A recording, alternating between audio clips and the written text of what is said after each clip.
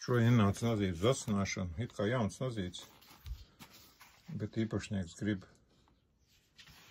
grib uzasināt viņu.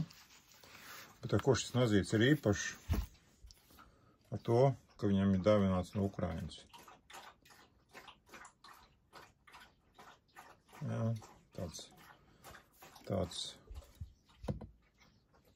šāda veida nazīts, bet ar ko viņš arī īpaši ir to, kad forma, un ja mēs šeit paskatāmies, šeit ir tāds bogens.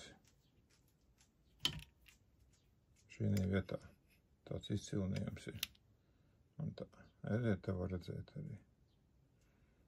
Jā, nu, pamēģināsim pārasināt un skatīsimies, kas tur sanāk.